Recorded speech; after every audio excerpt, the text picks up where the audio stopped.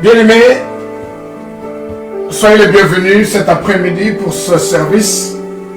Nous bénissons le nom de l'Éternel de pouvoir vous garder en vie jusqu'à ce jour et que sa grâce surabonde sur tout un chacun de vous et que cette gloire de l'Éternel ne vous quitte jamais parce que nous sommes la gloire de l'Éternel, car il est glorieux et il est digne d'être adoré parce qu'il est notre Dieu. Nous te bénissons, Père, cet après-midi, nous te glorifions. Merci, Père, pour ta miséricorde, parce que ta miséricorde dure à jamais. Bénis ton peuple qui me suit en ce moment. Bénis aussi, Père, ceux qui sont au-delà de nos frontières, mais qui ont encore cette opportunité de pouvoir écouter cette parole, de pouvoir écouter la bonne nouvelle, l'évangile de notre Seigneur Jésus-Christ. Je te bénis, Père, je te glorifie. Sois magnifié, sois élevé en ce moment, Père. Que le ciel et la terre vous adorent, vous louent et cherchent toujours ta direction, Père. Vous êtes merveilleux. Vous êtes adorable. Et vous êtes la source de notre vie. Nous te bénissons, Père. Nous te glorifions. Dans le nom puissant de Jésus-Christ, nous t'avons ainsi prié. Amen. Amen. Bien-aimés, cet après-midi, nous sommes encore une fois de plus bénis. Nous sommes sur le trône de l'Éternel pour écouter la parole qu'il a réservée pour nous ce soir. Et j'estime que ce que vous écouterez cet après-midi pourra vous bénir et aussi vous permettre à développer dans votre vie chrétienne. Je vais toujours aller dans le même livre que nous avons eu l'opportunité de lire pendant ces 2 dernières semaines, le livre de Marc, qui est notre deuxième évangile après l'évangile de Matthieu. Donc nous allons toujours dans le livre de Marc, chapitre 8. Nous allons lire du verset 22 jusqu'au verset 26. Marc, chapitre 8, verset 22 jusqu'au verset 26. Mais je voudrais aborder la parole aujourd'hui d'une façon différente.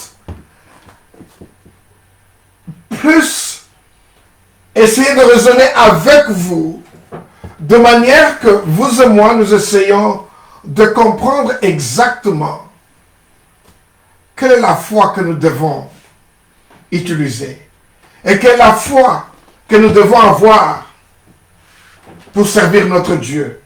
Quelle est la foi que nous devons posséder pour marcher dans ce chemin de la vie chrétienne. C'est ainsi que le titre de mon message cet après-midi, qui s'appelle « La foi aveuglée ». Vous allez voir que dans ce même texte, nous avons pu développer 3 sujets. Dans le premier sujet, nous avons parlé de la guérison surnaturelle d'un aveugle. Après la guérison surnaturelle d'un aveugle, nous sommes dans le deuxième enseignement. Nous avons regardé comment Dieu a pu transformer la guérison de cet aveugle. Bien sûr que nous n'avons pas le nom, nous n'avons pas exactement l'âge de la personne, de l'aveugle que Dieu a guéri. Mais tout ce que nous savons, qu'un aveugle lui a été amené à Bethsaïda. Et nous avons titré notre deuxième message « La guérison distincte de l'aveugle.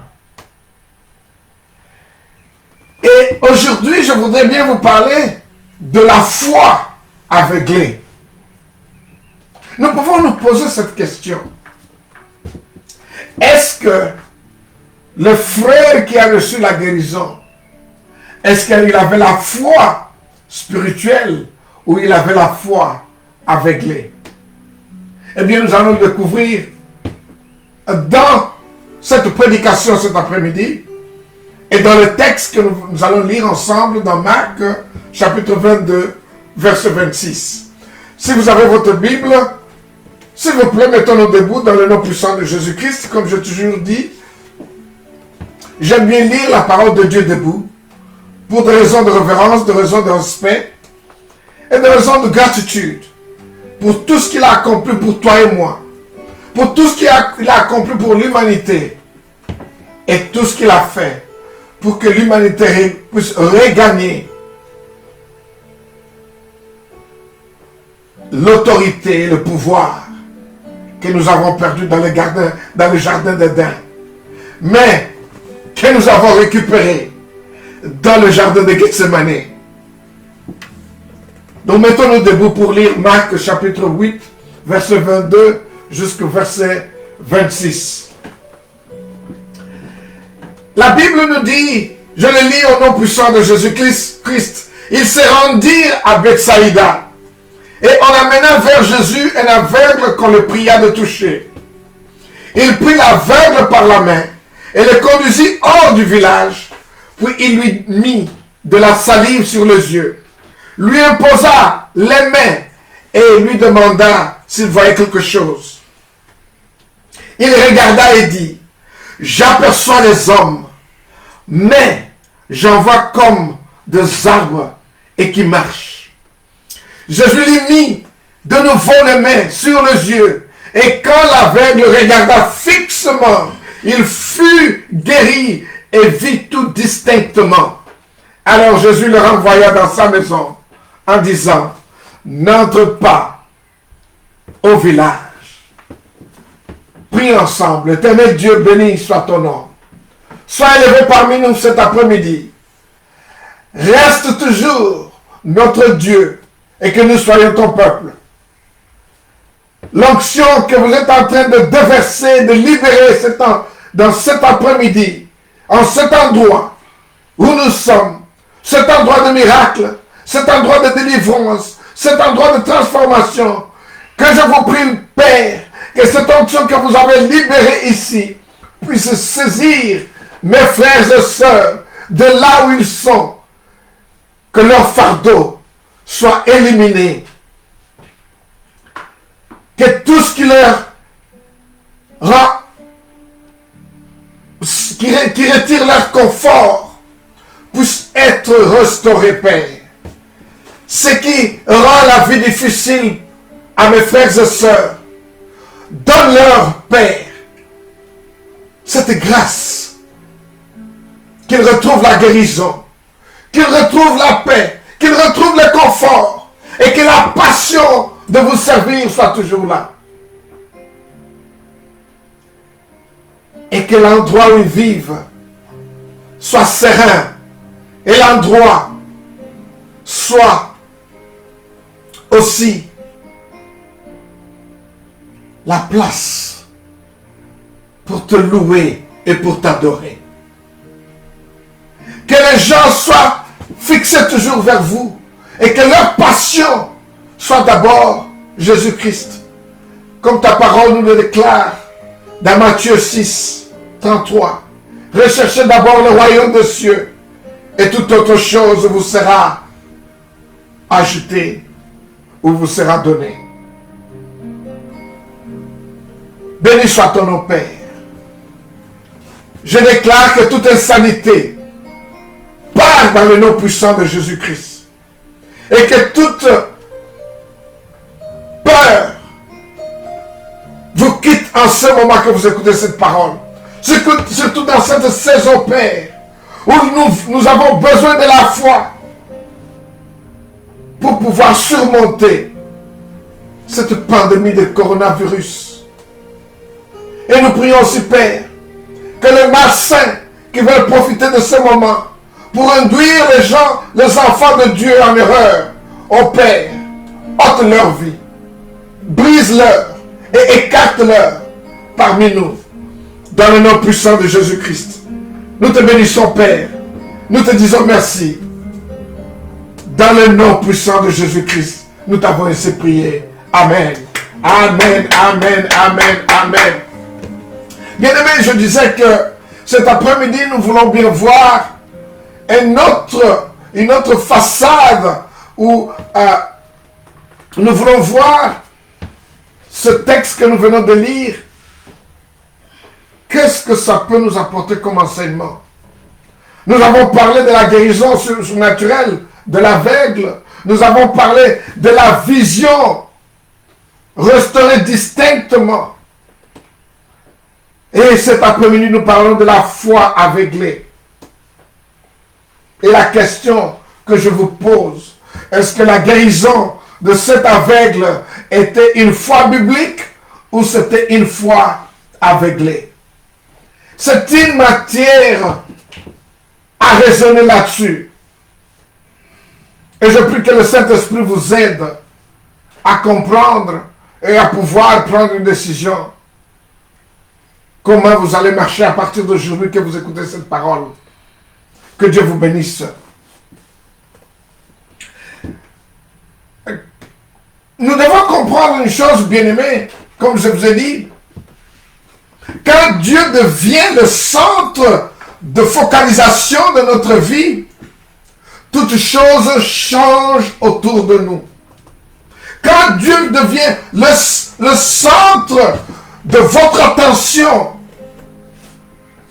notre santé change, nos relations changent, nos rêves changent, nos destins changent, parce que celui donc qui devient le centre de votre focalisation, le centre de votre attention, est le Dieu vivant.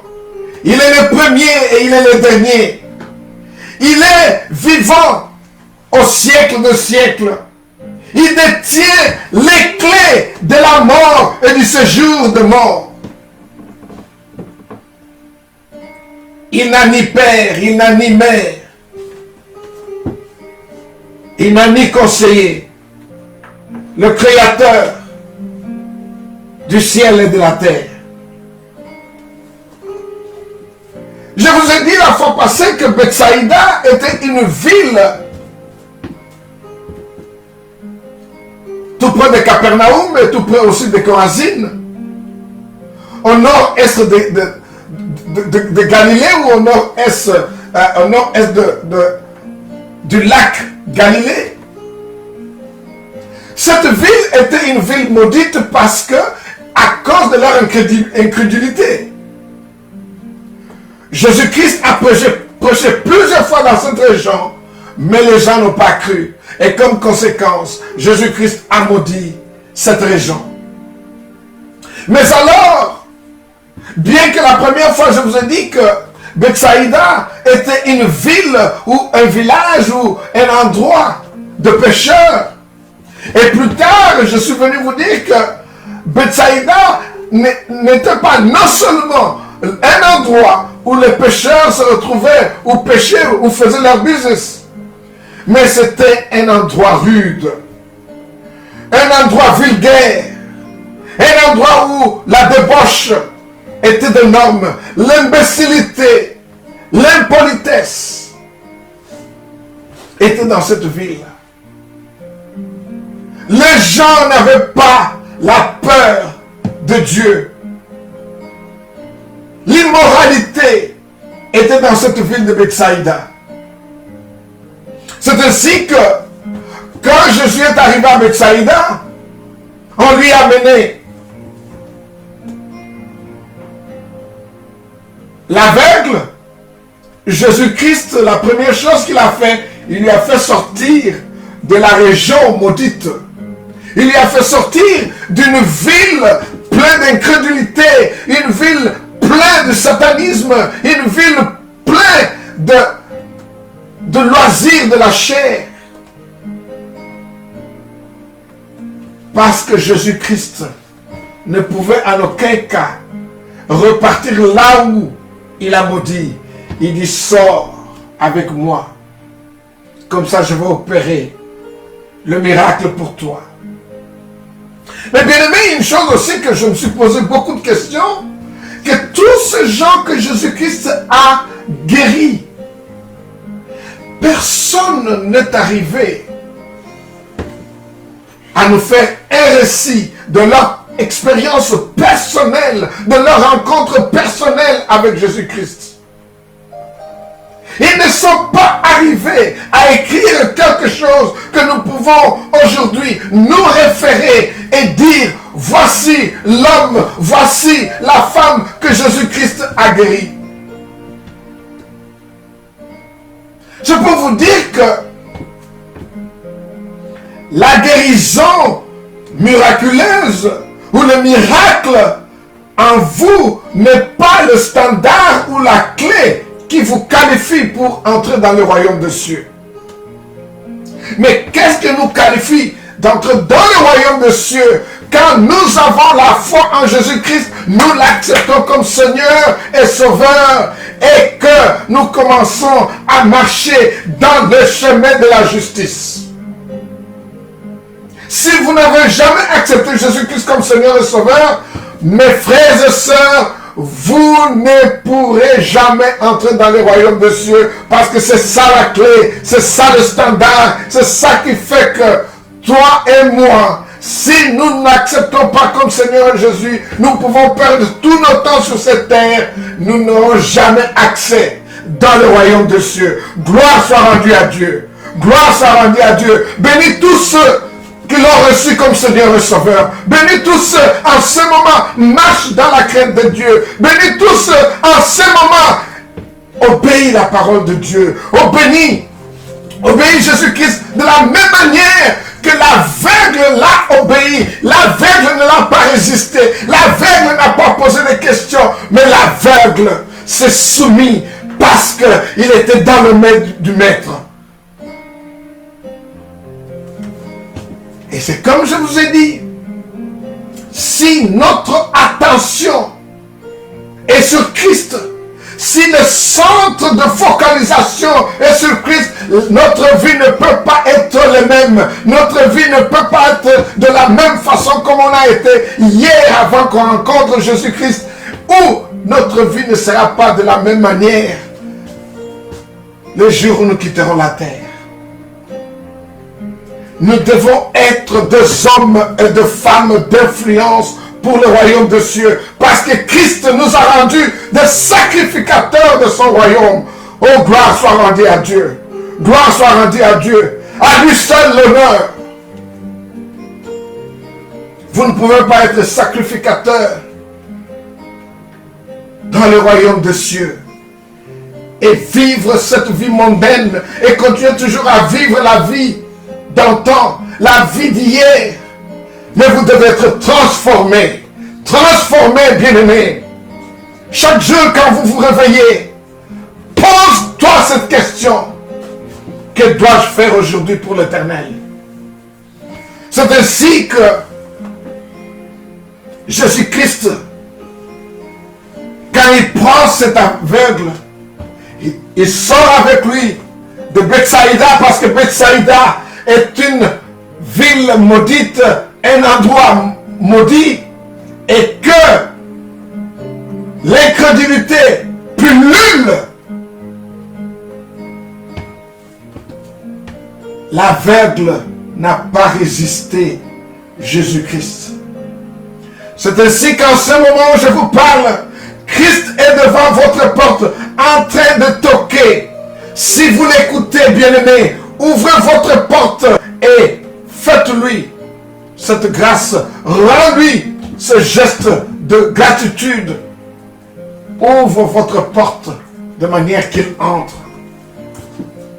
La porte dont je parle ici, bien-aimé, ce n'est pas votre porte physique de votre maison. La porte dont je parle ici, c'est votre cœur. Ouvre votre cœur de manière que Jésus-Christ entre. Ouvre votre cœur de manière que votre cœur devienne l'habitation de notre Seigneur Jésus-Christ. Gloire soit rendue à Dieu.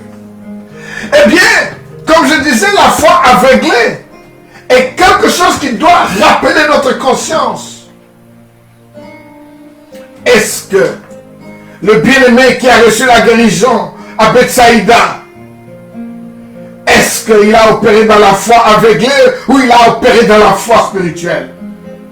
Peut-être que nous allons définir qu'est-ce que la foi. La foi est une ferme assurance de choses qu'on espère, une démonstration de celles qu'on ne voit pas. Comme Jésus a dit à Thomas dans Jean 20, 29, heureux ceux qui n'ont pas vu et qui ont cru. La foi, comme nous venons de définir dans la parole de Dieu, et bien sûr, à propos de quelque chose qu'on n'a pas vu, à propos de quelque chose, premièrement, tu n'as pas pu voir à l'œil nu, mais dans ton œil intérieur, tu l'as vu. Ça ne s'est pas manifesté, mais tu l'as vu. Ce qu'on ne peut pas voir maintenant, ou ce qui n'est pas encore révélé.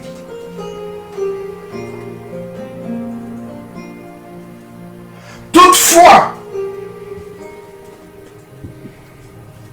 ou quelque chose que tu vois, que tu touches, tu n'as pas besoin de la foi.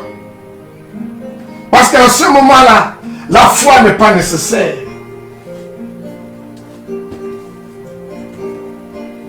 Sachez que la foi nous aveugle extérieurement, mais nous permet de voir intérieurement. La foi doit vous rendre aveugle extérieurement, mais intérieurement, vous êtes en train de voir. Toute foi est aveuglée parce que si on ne voit pas, si on voit quelque chose, eh bien on n'a pas besoin d'avoir la foi. La foi n'est plus nécessaire d'être opérationnelle. La foi n'est pas nécessaire pour qu'on essaie d'appeler ce dont on a besoin, qu'on ne voit pas, mais à l'intérieur on le voit. Vous vous rappelez la fois passée, je vous ai dit que quand Jésus-Christ, la première chose, quand il a demandé à l'aveugle si il a vu, quand il a pu mettre de la salive sur ses yeux, et il lui a imposé les mains, l'aveugle ne pouvait pas voir complètement. Il ne pouvait pas voir distinctement. Parce que la vision extérieure n'est pas de la même manière avec la vision intérieure. Pour que tu puisses bien voir et distinctement et clairement et fixement à l'extérieur, il faudra que l'intérieur, la vision intérieure est aussi distincte, est aussi claire, sans confusion. Bien-aimé, le miracle ne s'opère pas par une manifestation extérieure. Le miracle s'opère par une manifestation intérieure en première position, avec une manifestation extérieure par après. C'est ainsi que Jésus-Christ est allé pour la seconde fois poser ses mains sur l'aveugle, de manière que la guérison intérieure puisse être totale, complète, distincte, afin que la manifestation extérieure ne puisse pas souffrir, ne puisse pas avoir de difficultés, de manière que la vision extérieure soit aussi complète, parce que l'intérieur a été aussi complète. Il a confondu les hommes deux arbres qui marchaient. C'est-à-dire que la guérison n'était pas totale, n'était pas complète. Est-ce que la guérison de cet aveugle était une foi biblique, une foi spirituelle ou une foi aveuglée. Bien aimé, la foi chrétienne est une foi raisonnable et justifiée. C'est une foi qui est fondée sur la parole consistante et fiable de Dieu. La foi spirituelle, la foi chrétienne, la foi de la Bible est une foi raisonnable et justifiée. Vous allez voir ça sur le bas de votre écran. La foi chrétienne est la foi raisonnable et justifiée. C'est fondé premièrement sur la parole consistante et fiable de Dieu. Nous devons croire à cette parole. Quand nous prononçons ces paroles se manifestent. Quand nous prononçons ces paroles, au-dedans de nous, nous croyons et nous avons confiance et nous n'hésitons pas pour obéir. C'est ça la foi chrétienne, c'est ça la foi spirituelle, c'est ça la foi de la parole de Dieu. Comme la Bible nous dit dans Romains 10, 17, la foi vient en écoutant et en écoutant la parole de Dieu. Est-ce que la guérison de cet aveugle était une foi chrétienne, une foi biblique, une foi spirituelle, ou c'était une foi aveuglée? Laisse-moi peut-être vous expliquer quelle est la différence entre la foi spirituelle et la foi aveuglée.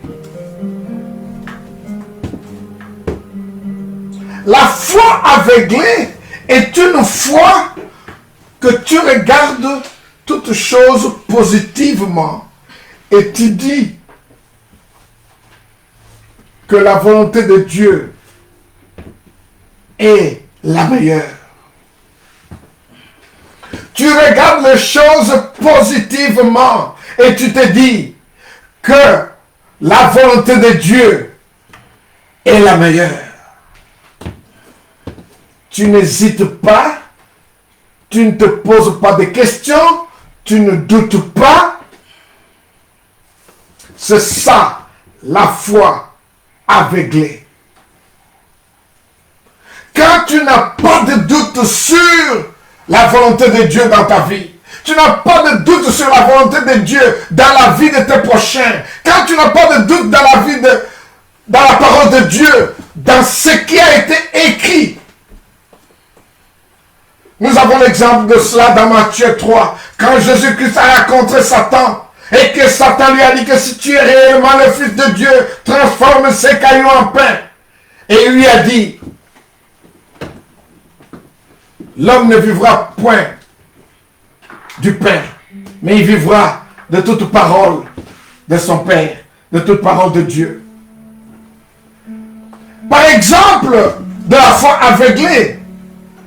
La foi aveuglée, Matthieu 4, pardon, dans Matthieu 4, où la tentation de Satan, quand Satan a tenté Jésus-Christ, dans Matthieu 4, il lui a dit, si tu es enfant de Dieu, transforme ces cailloux en pain. Il lui a même suivi. Il dit, si tu m'adores, je te donnerai toute la terre.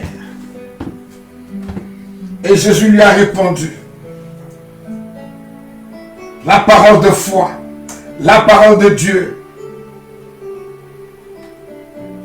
tu ne te prosterneras point devant l'homme, tu ne te prosterneras que devant Dieu. Bien-aimés, nous ne pouvons pas avoir la foi spirituelle, la foi chrétienne, la foi de la parole si nous n'arrivons pas à lire cette parole chaque jour. Nous devons nous familiariser avec la parole de Dieu. Nous devons faire un effort que cette parole ne quitte pas notre bouche, que cette parole ne quitte pas notre cœur, que cette parole réside dans notre cœur. Et quand nous l'avons besoin, nous allons facilement. C'est comme nous disons toujours que dans l'abondance du cœur, la bouche parle. Comment la bouche va parler si le cœur est vide? Oh bien-aimé, écoutez-moi. De là où tu es, fais un effort chaque jour. Tu lis la parole de Dieu. Parce que la parole de Dieu donne la vie. La parole de Dieu trace la direction que vous prenez. La parole de Dieu nous donne de la connaissance, de la sagesse et nous donne une certaine assurance dans tout ce que nous sommes en train de faire. Oh, alléluia. Alléluia. Sois ce que nous disons toujours, un chasseur de la parole de Dieu. Sois un chasseur de la parole de Dieu. Chasse cette parole jour et nuit. Chasse cette parole quand il pleut. Chasse cette parole quand il ne pleut pas. Quand il neige pas. Quand il fait chaud, quand il fait froid. Chasse cette parole. Sois un chasseur de la parole de Dieu. Alléluia. Je ne sais pas, bien aimé, si cet aveugle était un chasseur de la parole de Dieu. Mais j'y crois que du fait qu'il a entendu que Jésus-Christ était la parole, il était la vie, il ne pouvait en aucun cas questionner ou douter de la présence de Jésus-Christ à Bethsaïda. Il a ainsi obéi. Il a positivement regardé et que la volonté de Dieu était la meilleure pour lui en ce moment. Et l'exemple encore de la foi aveuglée, c'est l'aveugle a fait confiance en Jésus-Christ quand il est conduit en dehors de la ville de Bethsaïda. Il n'a pas pu poser la question à Jésus, pourquoi m'emmenez-vous en dehors de Bethsaïda? Pourquoi veux-tu que j'aille dehors de gens qui m'ont amené, de mes siens, de ma famille, de mes amis? Bien-aimé, il vous arrivera deux fois que quand vous servez Jésus-Christ, vous devez abandonner tout le monde, mais vous faites la volonté de Dieu. Vous suivez la parole parce que ça coûte pour servir Jésus-Christ. Tu ne sers pas Jésus-Christ selon ce que les autres pensent, selon ce que les autres veulent que tu fasses, mais tu fais la volonté de Dieu selon la parole qu'il vous a prescrite, la parole qu'il vous a recommandée et la parole qu'il vous a donnée. Et notre exemple de la foi aveuglée, la foi aveuglée aussi, c'est que tu conduis, par exemple, tu es en train de conduire dans l'autoroute, tu as cette foi que aucun chauffeur ou aucun véhicule ne viendra vous tamponner ou aucun véhicule ne viendra vous cogner. C'est ça la foi aveuglée. La foi aveuglée aussi, bien aimé, c'est faire confiance à sa femme, faire confiance à son mari. Que bien que je m'en vais au travail, bien que je sors de la maison, ma femme ou mon mari ne pourra pas aller se me conduire. Parce que je regarde quelquefois. Il y a de cela au moins quelques semaines, je rencontrais quelques bien-aimés, je parlais avec eux. L'homme est toujours dans cette pensée que quand il sort de la maison, sa femme court derrière d'autres hommes. Et j'ai rencontré d'autres femmes me dire, oh, je ne crois pas à cet homme-là, je ne lui fais pas confiance. Je ne peux pas le laisser seul. Bien-aimé, tu ne pourras jamais servir Jésus-Christ si vous avez ce type de foi, si vous avez ce type de comportement. La foi aveuglée, c'est faire confiance à son prochain de la même manière que vous ferez confiance en vous-même. Évidemment, la parole de Dieu est le standard sur lequel que vous appliquez dans votre vie de tous les jours.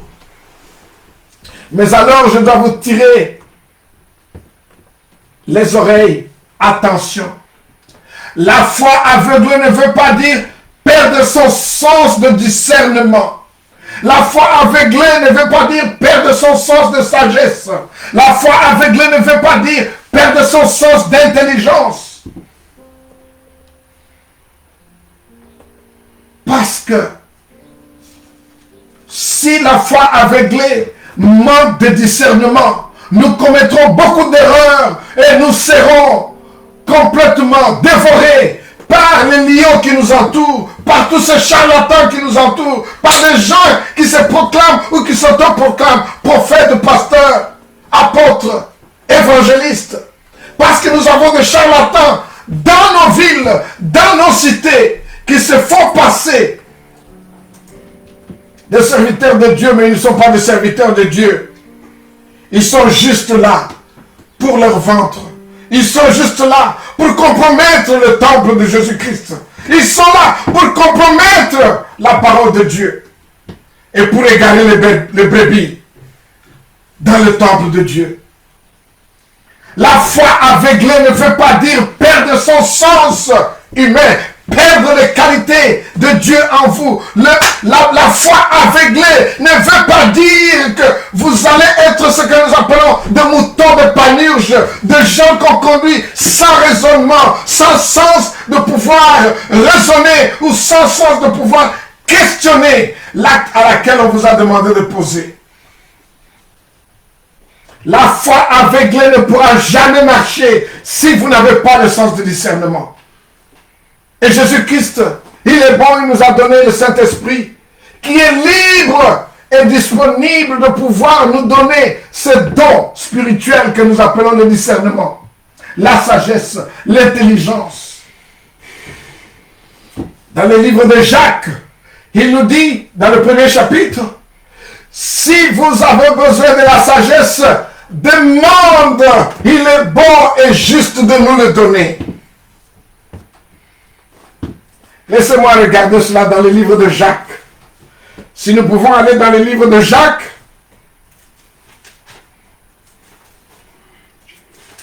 Jacques chapitre 1er,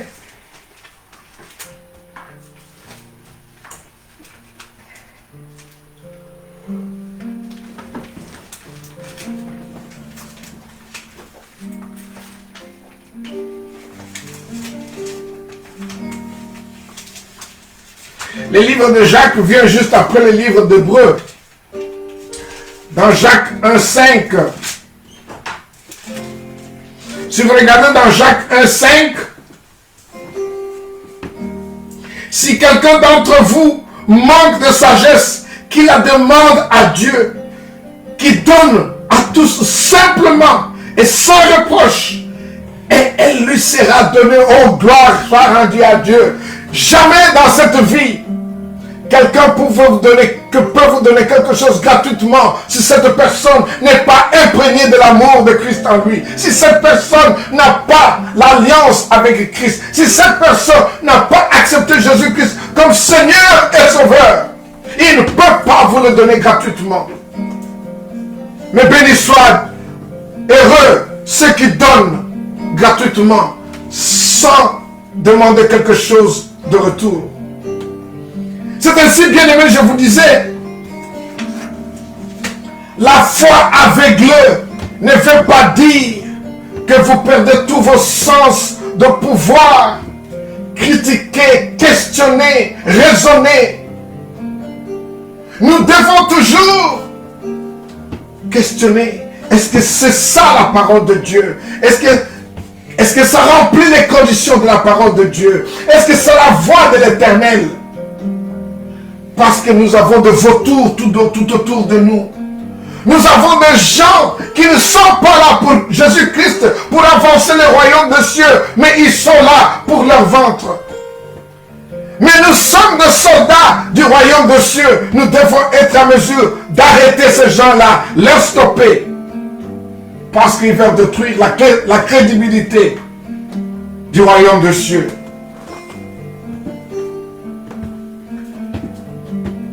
La foi aveuglée ne veut pas dire perdre son sens de discernement, de sagesse et d'intelligence sur base de l'environnement dans lequel nous vivons. Bethsaïda est un endroit complètement maudit, un endroit complètement irresponsable. Les normes sociales étaient complètement biaisées.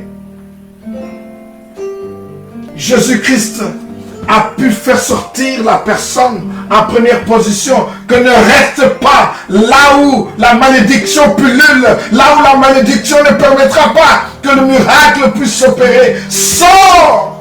Mon frère, ma soeur, tu dois être en mesure de discerner là où tu vis. Tu dois être en mesure de discerner dans tes amitiés. Tu dois être en mesure de discerner qui tu fréquentes. Comme beaucoup de gens te diront, si tu me dis qui tu fréquentes, je te dirai où ton destin sera. Mais je prie que cet après-midi, tu écouteras l'Esprit de Dieu pour te conduire dans tes relations, pour te conduire là où tu dois être, pour te conduire là où tes pieds iront.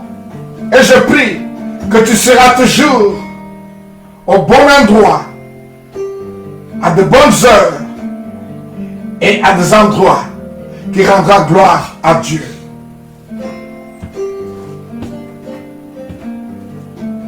Mes bien-aimés, la question peut être posée.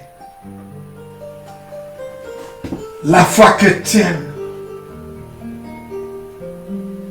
ne peut être que la foi chrétienne ou la foi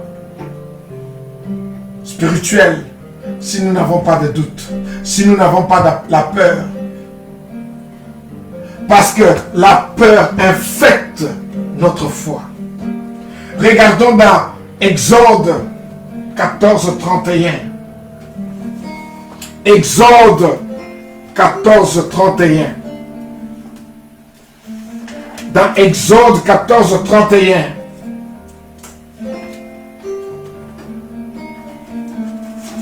Je me rappelle de ce chapitre d'Exode 14 où Moïse dit aux enfants d'Israël, il dit que ces Égyptiens que vous voyez, vous ne le verrez plus jamais.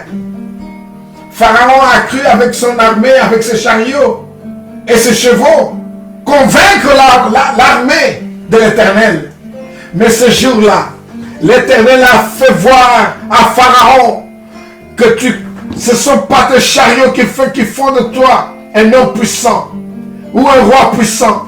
Ce ne sont pas tes chevaux, parce que c'est moi qui vous a donné l'intelligence de faire tous ces chariots. C'est moi qui vous a donné l'intelligence de pouvoir utiliser le cheval comme moyen de transport ou moyen de déplacement. Et c'est moi qui ai créé le cheval.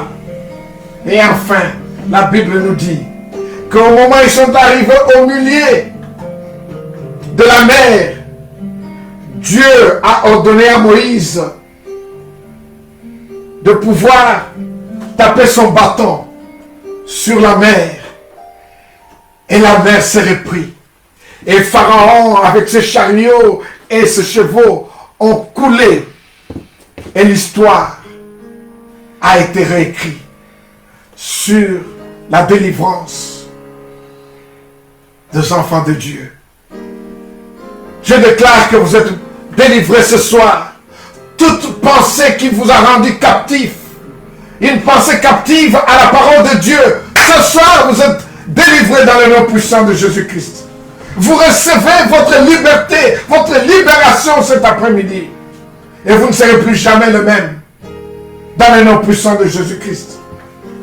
Exode 14, 21. La parole de Dieu nous dit ceci. Moïse étendit sa main sur la mer, et l'Éternel refoula la mer par un vent d'Orient qui souffla avec impétuosité toute la nuit. Il mit la mer à sec et les eaux se fendirent. Quelle foi! Quelle foi, bien-aimé! Juste une parole, on dit, Moïse, pose ton bâton sur la mer. Et la mer s'est ouverte. Et les enfants d'Israël ont marché sur une terre sèche où la mer s'est ouverte en deux et bloquée. Quelle puissance! Je n'ai jamais vu cela, mais avec Christ, tout est possible. Ça peut être impossible avec toi et moi, mais Mais avec Christ, tout est possible. C'est ainsi, bien-aimés, je vous demanderai de vous attacher à Christ. Je vous demanderai de suivre Christ. Je vous demanderai d'obéir Christ de la même manière que l'aveugle de Bethsaïda a obéi Jésus-Christ quand Jésus-Christ l'a conduit en dehors de Bethsaïda et il a retrouvé la guérison. Attache-toi à Jésus-Christ. Obéis Jésus-Christ. Suis-le parce qu'il a la réponse sur ton destin. Oh, béni soit l'Éternel. Béni soit son peuple qui l'obéit et qui le suit.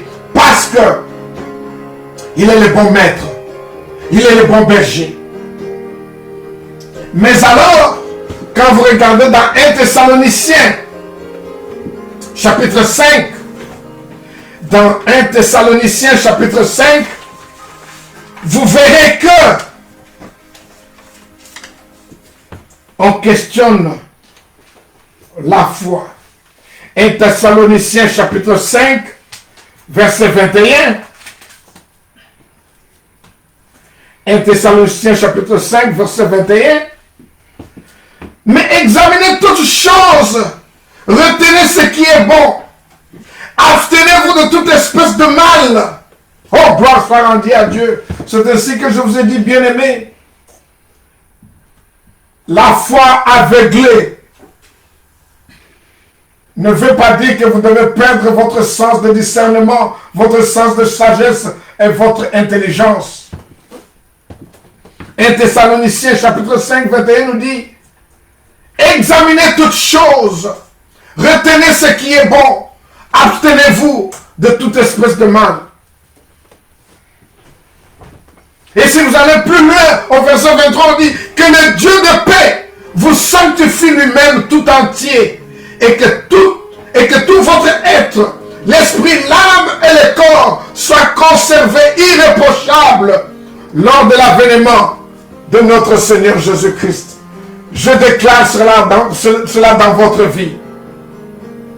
Que l'avènement de notre Seigneur Jésus-Christ, que votre âme, que votre corps, que votre esprit soit irréprochable. On ne pourra jamais montrer le danger. Lui, il priait, mais regarde son comportement. Regarde ce qu'il a fait. Bien-aimé, au moment où je suis en train de prêcher cette parole, l'Esprit de Dieu me demande de vous dire, si vous avez l'habitude d'emprunter l'argent ou emprunter les biens d'autrui et que vous ne les payez pas, faites-le. Vous qui m'écoutez en ce moment, ne prends pas ce qui ne vous appartient pas. Ne prends pas ce qui n'est pas le vôtre. Rends à autrui ce qui ne vous appartient pas. Paye vos dettes. Paye ce que vous avez pu emprunter. Je ne sais pas à qui je suis en train de parler en ce moment, mais c'est l'Esprit de Dieu qui vient de me révéler que je passe ce message. Ceci veut dire que votre foi ne peut pas être aveuglée. Vous devez avoir le sens de discernement. Vous devez avoir le sens d'examiner toutes choses. Et vous devez avoir le sens de vous abstenir en tout ce qui est mal, en tout ce qui va compromettre votre vie, votre relation avec Jésus-Christ, en toute chose qui va compromettre votre standing de juste. Abstenez-vous du péché. Abstenez-vous parce que le péché vous gardera éloigné de l'Éternel.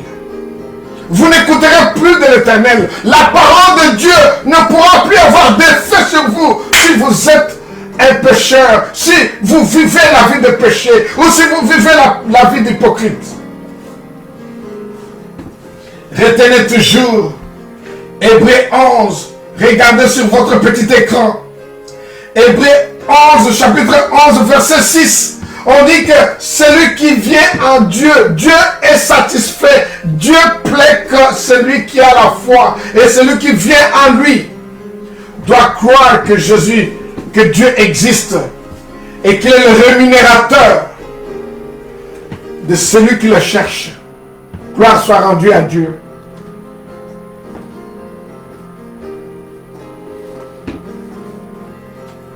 Je veux m'arrêter dans quelques instants avant que j'aille prendre ma chaise. Mais je voudrais bien aimé, que vous allez avec moi dans Matthieu chapitre 9. Matthieu chapitre 9 à partir du verset 27 au verset 30. Nous voyons ici, bien-aimés, deux aveugles qui courent derrière Jésus-Christ afin qu'il soit guéri. Ma question à vous, regardez si cette foi est une foi spirituelle ou une foi aveuglée. La foi aveuglée, elle est bonne. Mais cela ne dit pas que vous ne puissiez pas examiner toutes choses. Cela ne dit pas que vous ne puissiez pas vous abstenir du péché, du mal. Que le discernement soit toujours avec nous. Que la sagesse soit toujours avec nous, bien-aimés. Regardez Matthieu chapitre 9, verset 27 jusqu'à 30. Nous lisons dans le nom puissant de Jésus-Christ. Étant parti de là, Jésus fut suivi par deux aveugles qui criaient, « Ayez pitié de nous, fils de David. » Lorsqu'il fut arrivé à la maison, les aveugles s'approchèrent de lui. Et Jésus leur dit, « Croyez-vous que je puisse faire cela? » « Oui, Seigneur, lui répondirent-ils. Alors il toucha leurs yeux en disant, « Qu'il vous soit fait selon votre foi. » Et leurs yeux s'ouvrirent. Jésus leur fit cette recommandation sévère. « Prenez garde que personne ne le sache. » Quelle foi aveuglée! Quelle foi! Ces deux bien-aimés ont pris les risques de suivre Jésus-Christ. Ils ne connaissaient pas Jésus-Christ comme les apôtres, les disciples le connaissaient, mais ils ont seulement entendu. Vas-tu aussi prendre cette décision aujourd'hui? Comme tu entends cette parole, que Jésus-Christ, il est le rémunérateur de tous ceux qui le cherchent. Jésus-Christ est le Sauveur. Il est le Seigneur. Il est le Rédempteur.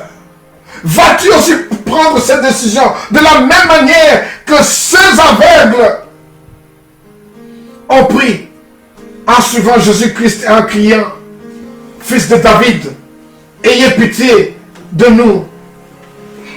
Faites-nous recouvrir notre vue. » Et enfin, la dernière lecture, je vous demanderai d'aller dans le livre de Marc chapitre 10. Marc chapitre 10, dans le verset 46 à 53. Le verset 46 à 53. Ce texte est tellement connu que les gens aiment beaucoup parler de cela. Le fils de Timée. Chapitre 10, verset 46. Dans le verset 46, on dit ceci.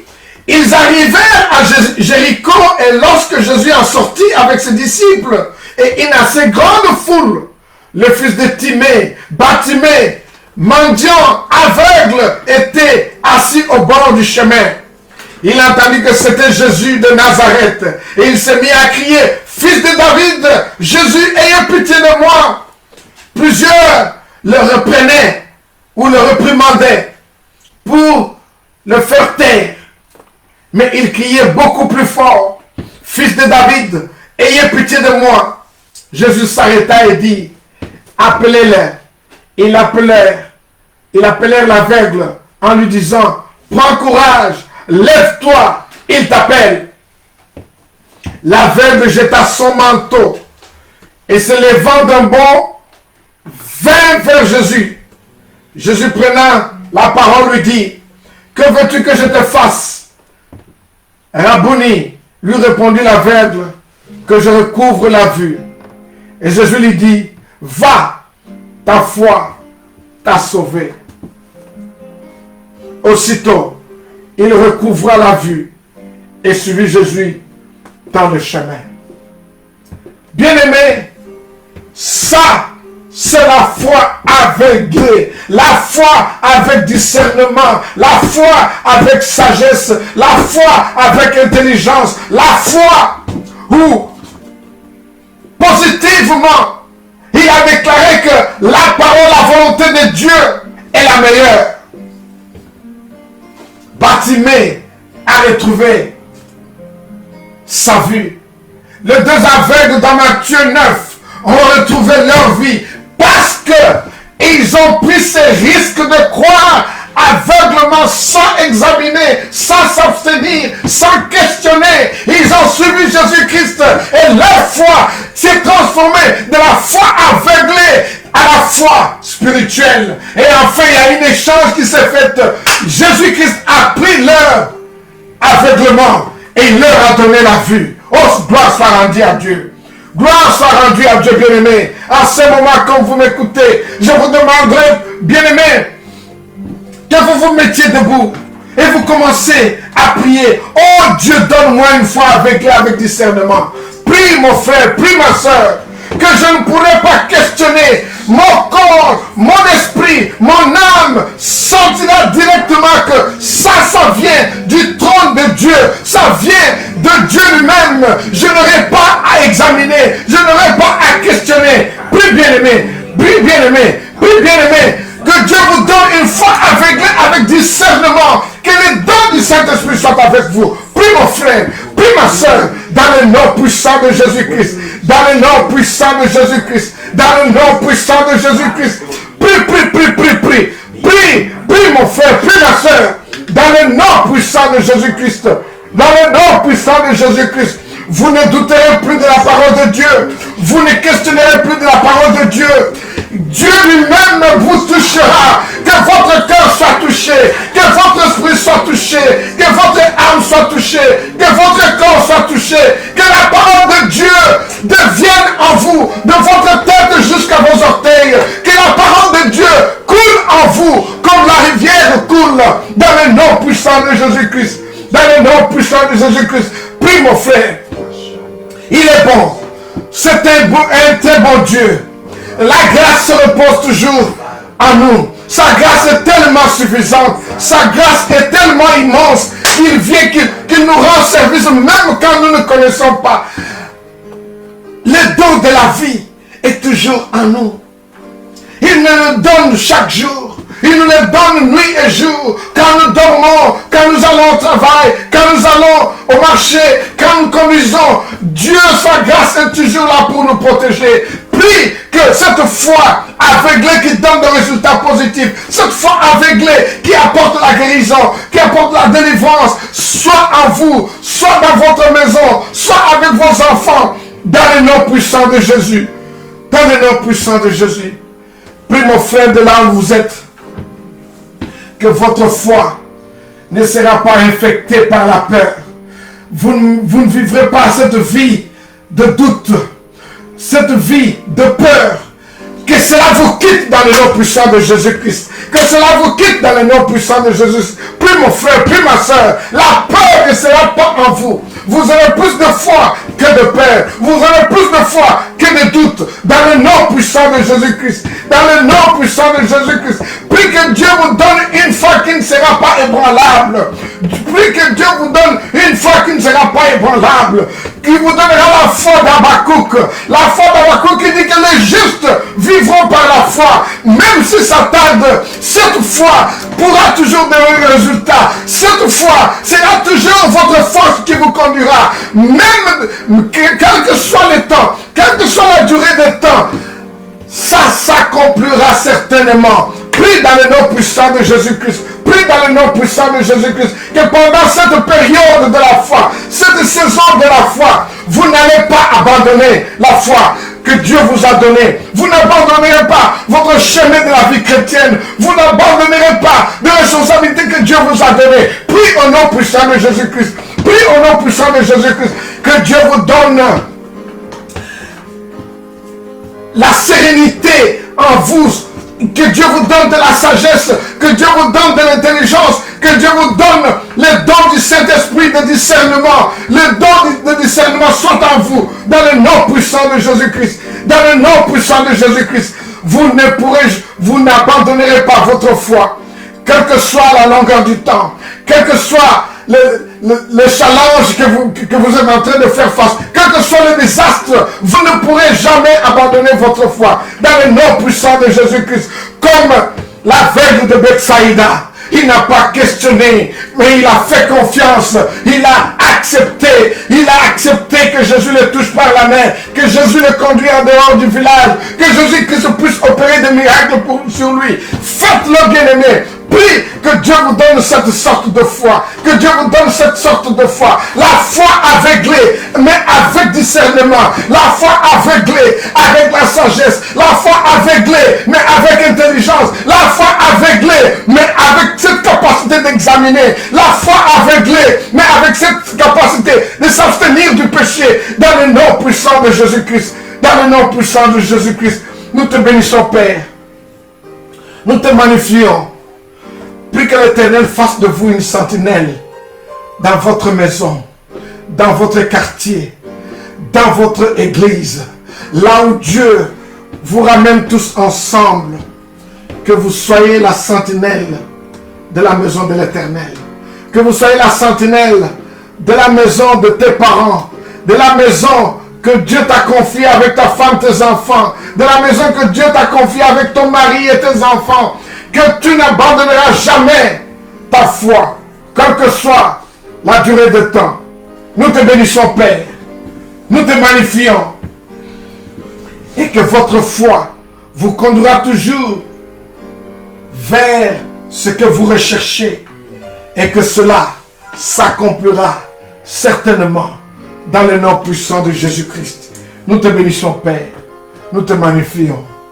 Dans le nom puissant de Jésus-Christ, nous t'avons ainsi prié. Amen. Amen. Bien-aimés, avant que je ne puisse partir, je voudrais bien vous offrir cette opportunité. Si vous n'avez jamais accepté Jésus-Christ comme Seigneur et Sauveur, l'opportunité vous est donnée de pouvoir l'accepter cet après-midi. Oh Seigneur, je vous accepte comme mon Seigneur. Je vous accepte comme mon Sauveur. Oh, dans le nom puissant de Jésus-Christ, si vous pouvez seulement prier cette prière courte. Seigneur, j'accepte que je suis pécheur, mais je viens auprès de vous cet après-midi, que je sois pardonné de tous mes péchés, que je sois pardonné de tout mal. Accepte-moi, Seigneur, intercède pour moi auprès du Père, que le Père me pardonne et que le Père m'accepte au sein de lui. Merci, Seigneur. Merci, Seigneur. Enlève le goût de péché. Enlève en moi ces comportements ou ces désirs de la chair, ces désirs de la vue, ces désirs à commettre de péché. Enlève cela en moi. Pardonne-moi, Père, et accepte-moi. Dans le nom puissant de Jésus-Christ, nous avons ainsi prié. Amen. Voilà, vous avez accepté Jésus-Christ comme Seigneur et Sauveur. C'est le seul standard qui nous permet d'entrer dans le royaume des cieux. Mais je voudrais aussi vous dire qu'à partir d'aujourd'hui, vous êtes nés de nouveau. Mais maintenant, vous devez chercher une église dans votre quartier ou dans votre arrondissement ou commune ou territoire ou dans la région où vous êtes. Une assemblée où la Bible est l'autorité suprême, où la parole de Dieu est prêchée en vérité et en esprit. Allez-y là-bas et je prie que l'Esprit Saint vous conduira afin de trouver une bonne assemblée dans laquelle vous serez nourris, dans laquelle vous serez enseignés et que vous pourrez grandir dans votre foi. Que l'Éternel vous bénisse et que l'Éternel vous garde toujours. C'est comme j'ai toujours dit, chaque mercredi, nous sommes ici à partir de 19h30 pour la prière. Malheureusement, bien aimé, je dois m'excuser, nous faisons la prière en anglais, mais cela n'empêche que vous pouvez envoyer vos prières en français. Nous allons faire notre effort de pouvoir prier pour vous Et aussi chaque jeudi à partir de 19h30, nous avons notre étude biblique. C'est comme je dis encore, nous sommes en train de faire un effort de manière que dans les jours qui viennent, notre étude biblique sera faite en français. Mais pour l'instant, tout ce que je peux vous dire, nous sommes en train de prêcher en anglais. L'étude biblique est toujours en anglais. Sauf que le dimanche, nous avons cette facilité de pouvoir vous donner la prédication en français. Faites-nous confiance, envoyez-nous toujours vos suggestions et envoyez-nous toujours vos remarques de manière que nous puissions faire un effort à être de vrais évangélistes de la parole de Dieu, de vrais propagateurs de la parole de Dieu, afin que seul le nom de Jésus-Christ soit élevé et que les brebis égarées retournent au bercail. Nous te bénissons, Père, nous te magnifions dans le nom puissant de Jésus-Christ. Lèvons-nous pour la dernière bénédiction. Père éternel, nous te disons merci pour ton peuple qui a écouté cette parole cet après-midi de la foi aveuglée.